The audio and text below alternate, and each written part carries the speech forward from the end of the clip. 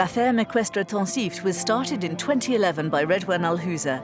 He grew up around horses and always dreamed of creating his own riding school. 5 years on, and the club now caters for 45 horses.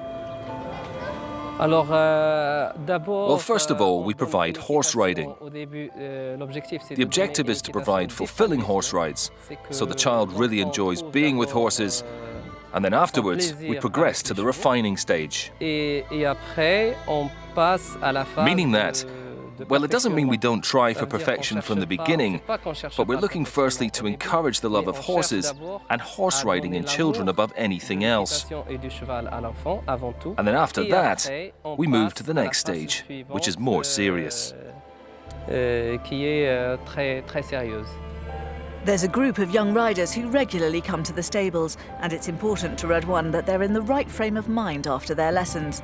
If they're not happy, they're not developing and could give up the activity.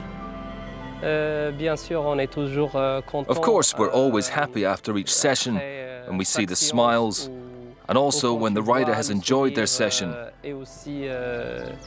And then they ask themselves what they're going to do in the next session. You could say, that's really beautiful to see.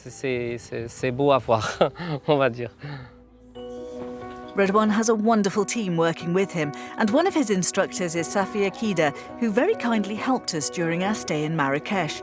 Her passion and desire to understand horses was clear to see. The horse is really amazing to the soul of a man and of a woman, and people tend to forget about this. I think unconsciously we all know it, and that's why we're all drawn to the stables. It's not for riding, it's for something else. And I can only make some lessons of natural horsemanship because I took lessons, and I know there's something behind it. Keen to explore this in more depth, Safia read about Anna Twinney, the Colorado-based internationally renowned animal communicator. So I mailed her, and I thought maybe she'll never email me back, and she did. So that was the good news. And once we got into an exchange, a conversation, she was pretty interested in coming to Morocco. So I thought, why not? I mean, her dream was to export her method of working to third world countries. I thought, okay, maybe this one will be a good person to mail.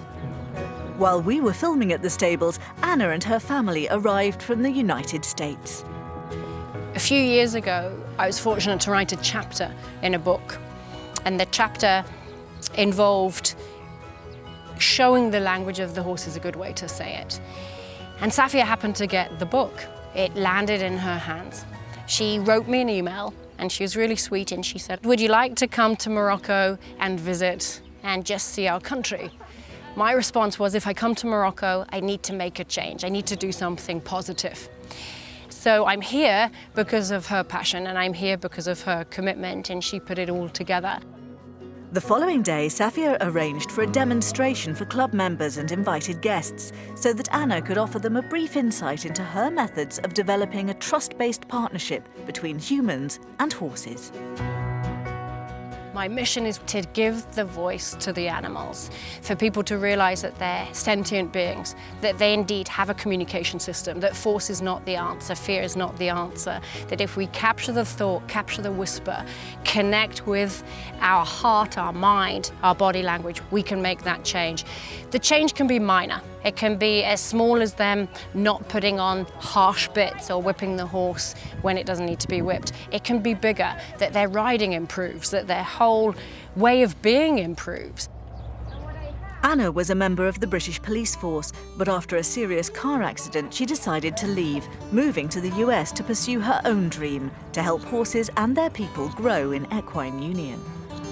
So, over 20 years ago, I thought I'd leave the police, take a sabbatical, go and learn horse whispering, bring it back. It all changed as soon as I pretty much went to California and I studied everything. You know, blood, sweat and tears, it wasn't overnight. I studied the horse's language and realized that there was so much to it that people would benefit from. Anna illustrated how to make contact through body language, eye contact and energy to develop trust with the horse and build a relationship. Back home in Colorado, Anna loves a particular challenge. Everything I do is my passion, but working with wild horses, they're going to teach you everything you need to know. So domestic horse won't be quite so sharp. They've been desensitized, they've been handled so much, but a wild horse, they're going to teach you where you're looking, how long you looked at them, how you're breathing, what you're thinking. They'll teach everything. And that's what you need to bring into here to the domestic horses. Anna's visit to Marrakesh was short and sweet, and she felt she'd successfully put her message across to the very attentive audience.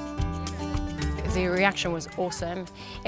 There's a challenge when there's different languages involved, and so there's space to be able to translate that. And I'm very in the now, showing exactly what the horse is doing now, and they translated everything, which was phenomenal. Anna Twinney's presence helps to encourage and bring a different expertise to our relationship with the horse.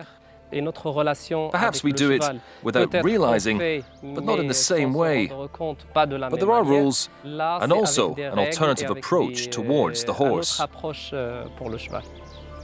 I think it's the right moment to bring an awareness to that partnership between rider and horse, instead of just doing always the same mistakes, as Radoine already mentioned. Like, we're not doing the right things. So as we're growing, let's grow in the right direction, you see.